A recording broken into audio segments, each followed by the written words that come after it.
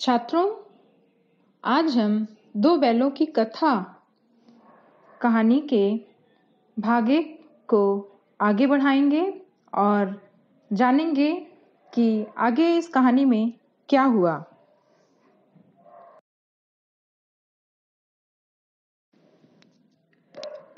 छात्रों, इस कहानी में अब तक आपने सुना कि झूरी नाम के किसान के पास दो बैल थे, हीरा और मोती। दोनों ही बैलों में आपस में बहुत प्रेम था। वे एक दूसरे का बोझ अपने कंधे पर ले लेने का सदैव प्रयास करते। ऐसी मित्रता थी उनकी।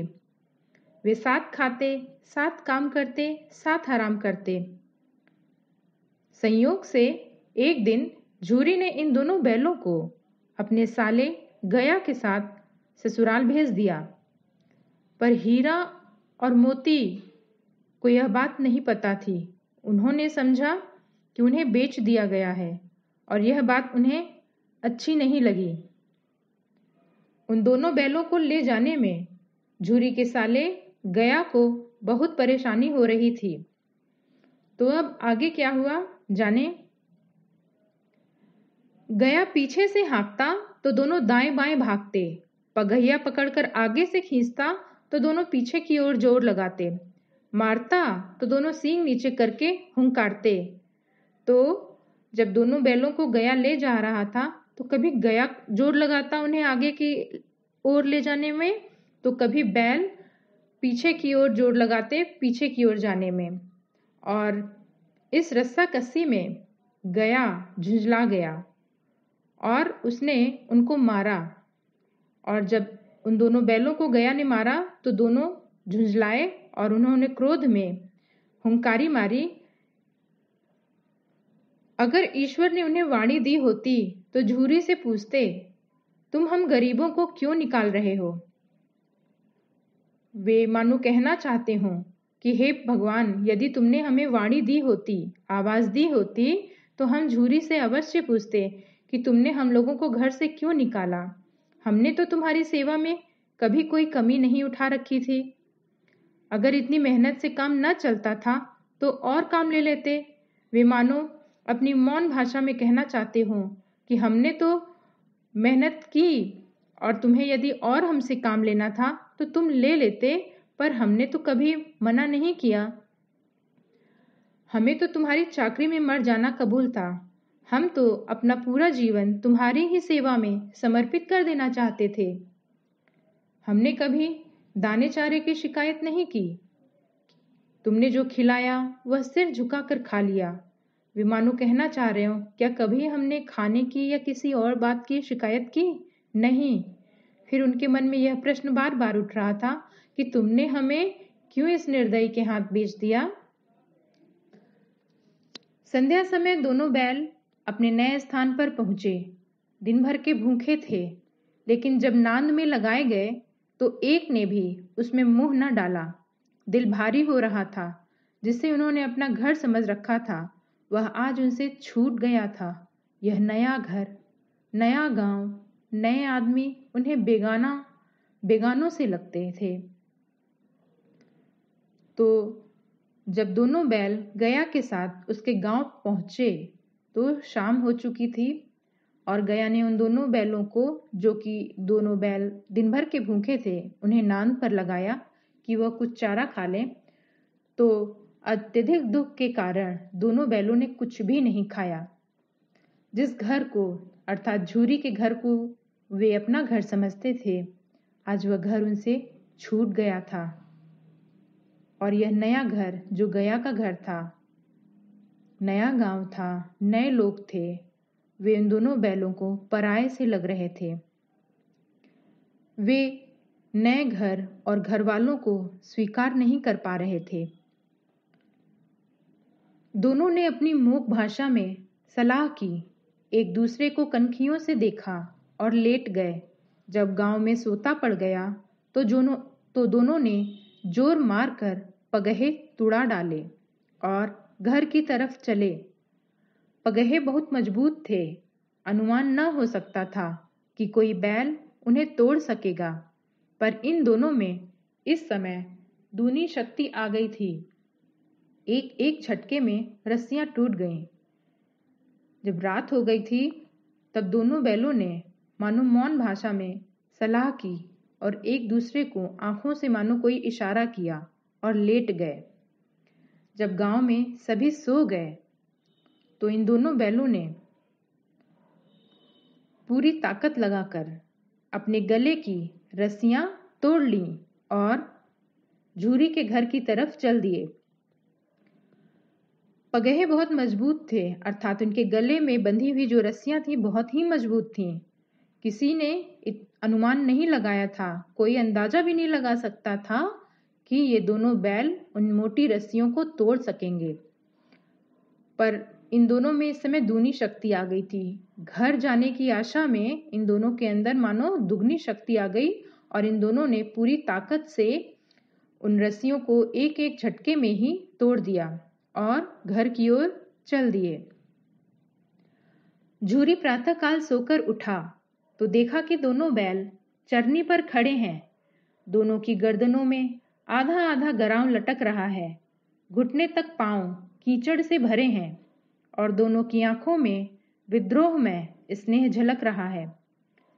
जब सुबह हुई और झूरी सो करके उठा तो उसने देखा कि दोनों बैल चरनी अर्थात नांद के पास खड़े हैं, जहां पशुओं को चारा दिया जाता है खाने को, और दोनों ही बैलों की गर्दन पर आधी आधी रस्सी, गले की रस्सी लटक रही है और दोनों ही बैलों के पैर घुटनों तक कीचड़ से सने हैं और दोनों ही बैलों के आंखों में उसे विद्रोह और स्नेह का मिश्रित भाव दिखाई दे रहा था।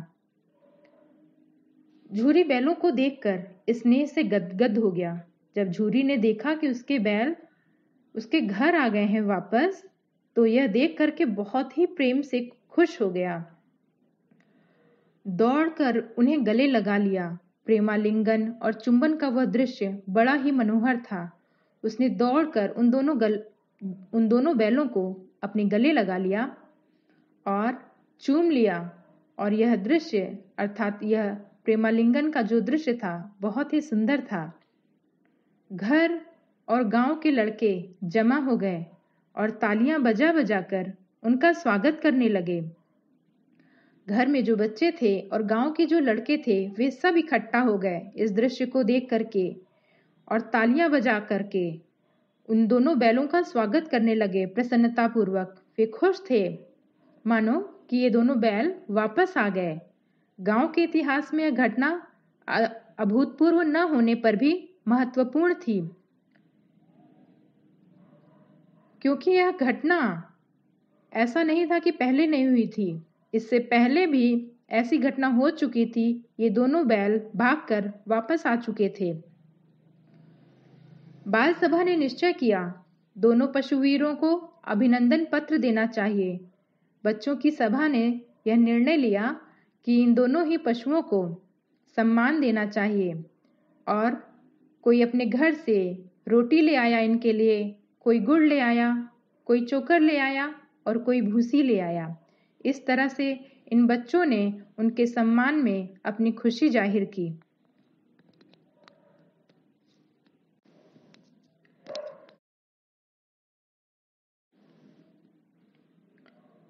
एक बालक ने कहा, ऐसे बैल किसी के पास न होंगे। दूसरे ने समर्थन किया, इतनी दूर से दोनों अकेले चले आए।